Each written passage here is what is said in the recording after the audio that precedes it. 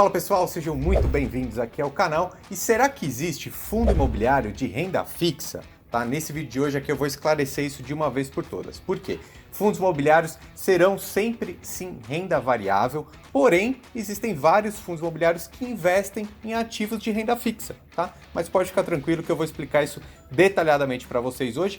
Além disso, eu vou mostrar o top 3 de fundos imobiliários de recebíveis, que são conhecidos como fundos de papéis, e a gente precisa começar a pensar sobre isso, até porque a gente está prestes a ter uma nova reunião do Copom aí que vai provavelmente baixar a taxa Selic novamente. Aí já dizem que pode chegar até 2,25% ao ano, tá? Então a gente precisa começar a pensar em outros ativos para investir também, não só na renda fixa. E um primeiro caminho na renda variável, com certeza, são os fundos imobiliários. E existem até esses fundos imobiliários que têm característica de renda fixa. Então eu vou explicar isso direitinho para vocês hoje. E inscreva-se aqui no canal também, porque isso me ajuda a continuar meu trabalho aqui no YouTube. São 3 vídeos novos por semana. Agradeço muito se você puder compartilhar esse vídeo também e se inscrever por aqui. Então vamos lá, a primeira coisa que eu preciso esclarecer para vocês aqui, então, o que é renda fixa e o que é renda variável, né? Então são esses dois tipos de investimento que tem no mercado e a gente precisa caracterizar muito bem cada um, né? A renda fixa é algo previsível, né? A gente chama isso de um título de dívida, que nada mais é do que se você pegasse o dinheiro com alguém emprestado e esse alguém aí pedisse um valor determinado ao longo do tempo, né? Então você precisa de R$1.000, digamos assim, você tem um pequeno negócio aí, você tem uma loja e você precisa de R$10.000, digamos assim. Então você pode pegar esses R$10.000 emprestado, né, e se comprometer a pagar os juros desse empréstimo, tá? Então isso aí seria um investimento previsível, né, um título de dívida, é essa característica da renda fixa, né? Quando você contrata um CDB, por exemplo, de um banco, é exatamente isso. Você está emprestando dinheiro para o banco e aí o banco ele te paga isso com pequenos juros, porque esse banco ele precisa desse dinheiro para fazer os outros negócios dele, tá? Então isso é a renda fixa, é previsível, é um título de dívida. O outro jeito seria você, por exemplo, você está precisando desses R$10.000, aí você chamaria um sócio para o seu negócio, né, que colocaria esses R$10.000 que você precisa, e aí ele teria uma participação nos lucros que você gerasse, né, dessa sua loja hipotética, entendeu? Nesse caso, são ativos de renda variável. Por quê? Essa pessoa que te emprestou esses R$10.000, esse seu sócio, ele quer que você lucre, que a sua empresa lucre, e aí ele ganha um pouquinho desse lucro. Pode ser que lucre muito, pode ser que dê prejuízo, tá? Então não é previsível, ok? Então basicamente é isso, a renda fixa é mais previsível, a renda variável não é. Agora os fundos imobiliários especificamente. Eles são sempre renda variável, por quê? Eles são negociados na Bolsa de Valores, então ele tem um preço, um valor por cada cota, ok? E esse valor, ele varia. Não temos previsibilidade de quanto será esse valor, tá? Porém, existem os fundos imobiliários que investem em ativos de renda fixa, tá? Então, um fundo imobiliário, você que acompanha aqui o canal, você já sabe que ele é composto por vários ativos do mercado imobiliário. Então, existem fundos, os famosos fundos de tijolos, por exemplo, que eles investem em ativos reais. Eles compram um prédio, um galpão de logística, um shopping, ou vários deles, empacotam tudo isso dentro desse fundo imobiliário e aí disponibilizam na Bolsa de Valores para eu e você comprar, tá? E também existem fundos imobiliários que não investem exatamente em prédios físicos, em tijolos, mas em outros ativos do mercado imobiliário que a gente chama aí de fundos de papéis, né? Que são, por quê? Porque ele investe em títulos, tá? Não investe exatamente em tijolos, investe em títulos do mercado financeiro aí que são lastreados, né? Então, o mais comum desses títulos são os CRIs, né? Que são os certificados de recebíveis. E esse CRI, então, o que ele seria, né? Basicamente, a gente pode resumir assim, digamos que, por exemplo, eu moro aqui nesse prédio e a incorporadora é a Iven, por exemplo, né? Então, o que a Iven ela faz? Quando ela quer construir um prédio, digamos que ela queira construir um prédio aqui da frente, né?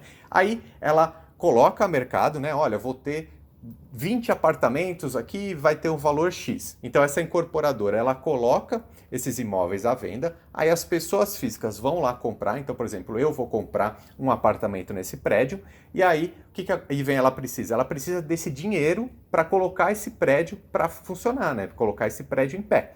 Então, o que ela faz? Ela pega esses recebíveis né? Então, digamos assim, eu me comprometi, o Ricardo comprei.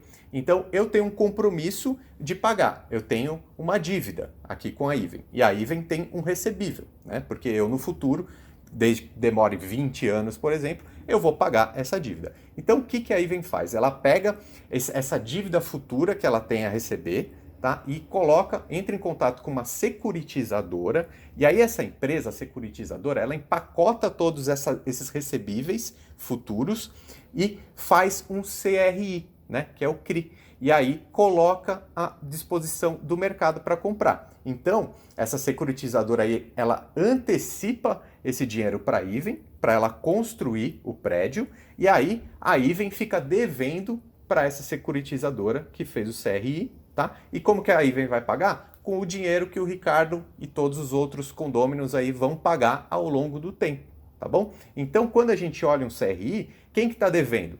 As incorporadoras, etc. E aí a garantia é o quê? O imóvel, né? Então, por exemplo, se o Ricardo não pagar para a Even vai chegar lá, vai despejar o Ricardo e vai colocar no mercado e vai vender para outra pessoa esse imóvel, né? E aí vai continuar pagando a securitizadora e assim por diante. Esse dinheiro, esse valor mensal aí que a Even paga para a securitizadora, para o CRI, ele é transformado naquele dividendo mensal do fundo imobiliário. Então agora eu vou mostrar isso tudo aqui na prática para vocês e o top 3 então de fundos imobiliários de recebíveis. Eu vou entrar na corretora então, na XP por exemplo, porque eu quero te mostrar por que isso é característico de renda fixa, tá? Então se você entrar na aba, por exemplo, renda fixa, você vai ver que tem a emissão bancária, por exemplo, CDBs, LCIs, LCAs, a de crédito privado, né, que por exemplo seria esse CRI, ele entra num crédito privado, como eu disse. Por que crédito privado? Porque é uma empresa privada. Então, no exemplo que eu dei, é uma incorporadora, é a Even, é uma empresa. Então, crédito privado, não é do banco e não é também do governo, né? Porque se fosse do governo seria o Tesouro Direto que está aqui, tá? Então, deixa eu clicar aqui em crédito privado para a gente ver o que tem disponível hoje só a título de exemplo. Olha só, a gente pode ver que tem 9 CRIs disponíveis, né? Então, você tem esse CRI aqui da Pirelli, desse Sanetins, da True Seguradora. Então você pode entrar em qualquer um desses ativos aqui e fazer a compra, tá? Então, por exemplo, esse aqui promete IPCA mais 4,1, por exemplo. Então você pode simplesmente entrar e investir nesse CRI dessa empresa, tá? Mas qual que é a diferença, então, de um fundo imobiliário? É que o fundo imobiliário que investe em recebíveis do mercado imobiliário, ele não investe em apenas uma securitizadora ou apenas um credor, né? É um pacote com vários, então tem essa diversificação que torna mais interessante. Então, dentro da renda fixa aqui, se você entra numa corretora, numa aba de renda fixa, os títulos mais arriscados da renda fixa seriam esses de crédito privado. Por quê? Porque eles não têm proteção do FGC e também não têm a proteção do Tesouro Nacional, que teria o Tesouro Direto. Então, dentro da renda fixa, esses são os títulos mais arriscados. Quando a gente fala de fundos imobiliários de recebíveis, a gente tem que lembrar que não é renda fixa, porque todo fundo imobiliário ele tem a cotação da Bolsa de Valores, então é imprevisível, tá? Por isso é renda variável.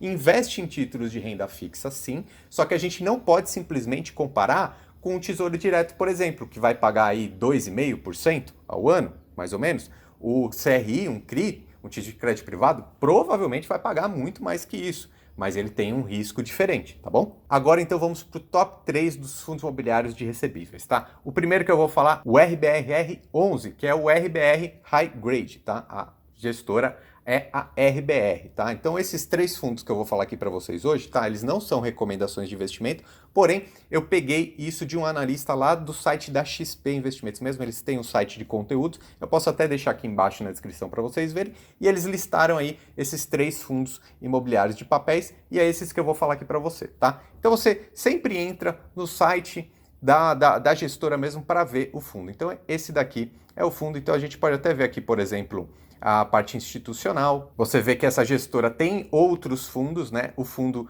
imobiliário de CRI é esse, ele teria outros, tá? Mas a gente quer ver especificamente o RBRR11 hoje. Então vamos clicar aqui na visão geral do fundo. Ó, a gestão então é da RBR e a administração é do BTG Pactual. Clicando aqui para a gente ver a estratégia de investimentos. Então isso aqui é mais ou menos o que eu expliquei, né? Nesse CRIs, a incorporadora, como devedora, adiciona unidades residenciais prontas, como garantia, tá? Então, é o que eu expliquei. Se a Even, por exemplo, é uma incorporadora, ela faz esse CRI e a garantia é o imóvel que o Ricardo pagou. Se o Ricardo não pagar, ela aciona essa garantia, despeja o Ricardo e vende para outra pessoa, tá? Então, vamos entrar aqui no relatório. O patrimônio líquido do fundo aqui, então, são mais ou menos 677 milhões de reais. É um fundo grande, não é o maior da Bolsa Brasileira, mas é bem grande. E aqui nesse relatório, o que eu quero mostrar, que ficou bem legal, bem fácil de entender, eles mostram exatamente quais são os CRIs, até com fotos aqui que eles investiram, tá? Então, por exemplo, ó, esse CRI Green Towers, Banco do Brasil, então quem é o devedor? Essa incorporadora, a Green Towers, que alugou esse imóvel aqui pro Banco do Brasil em Brasília, tá? Então, assim, quando você pensa num CRI, você tem que pensar, então, quem está devendo? Então, o Banco do Brasil está devendo para Green Towers, que está devendo para esse CRI. E aí, é essa cadeia toda que vai te pagar e vai ser transformado naquele dividendo mensal que cai na sua conta, tá? Então, qual que seria o risco? Se o Banco do Brasil não pagar para Green Towers, a Green Towers não paga para o CRI, para a securitizadora, não paga para o fundo imobiliário, que não paga para você, tá? Então, você tem que ver quem que são esses inquilinos aqui, tá? E aí é bem legal porque aí ele mostra várias opções. Então, por exemplo, o Banco do Brasil é uma instituição federal, uma empresa, e também tem outras opções, como por exemplo a parte residencial, como por exemplo eu dei o exemplo da Even, ó, um CRI da Even aqui, ó. A Even é uma das maiores incorporadoras e construtoras da região. Então esse aqui é exatamente aquele exemplo, né? Então a Even tem um prédio residencial, as pessoas pagam para a Even paga ali para o CRI, para o fundo imobiliário e fica tudo certo. E agora o segundo fundo que a gente vai falar é o XPCI 11, tá? Vamos lá, já entrar direto aqui para a gente dar uma olhada. O perfil e a característica do fundo, então é um fundo que tem como gestão a própria XP, a XP Vista, e a administração é da Vortex. Agora, indo aqui no relatório gerencial, a gente pode ver que é um fundo que tem 640 bilhões de patrimônio líquido, né? São mais ou menos aí 6.600 cotistas. E eu quero mostrar para vocês a diversificação da carteira do fundo, ó. Esse fundo aqui, 85% do patrimônio do fundo, então, está em crédito imobiliário, sendo que 13,6% está em fundos imobiliários. Então, um fundo de papel, esses fundos de recebíveis, eles compram esses CRIs ou qualquer outro título do mercado imobiliário, mas também podem comprar outros fundos imobiliários.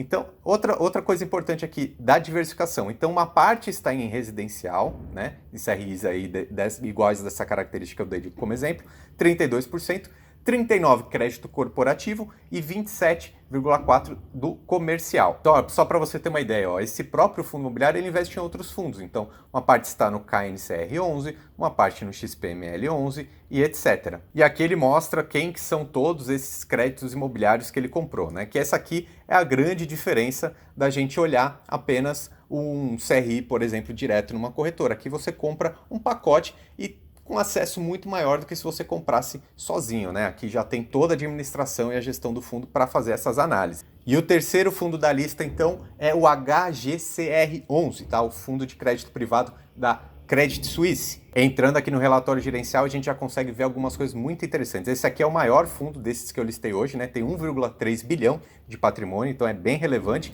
E olha só que legal, né? Dividendo anual aí foi 6,5%. Então, se a gente olha a taxa Selic, é a 2,5%, por exemplo, um dividendo anual aqui de 6,5%, só do dividendo, sem contar a valorização da cota, é bem interessante, né? Como eu disse antes, são riscos diferentes, mas é legal a gente saber isso. O valor patrimonial da cota está 104 e o valor de mercado 103, então a gente vê que está muito próximo, né? Isso aí seria interessante. Tem 58.600 cotistas, então é um fundo bem grande mesmo. E a diversificação desse fundo aqui, olha só, a maior parte, 69,3%, está em CRIs corporativos, tá? Que inclusive ele até coloca aqui quais são as empresas. Então, Shopping Raposo, a Elbor, MRV, a maior parte está no Iguatemi Fortaleza, BR Foods. Então essa daqui é a diversificação dos CRIs que esse fundo aqui ele investe.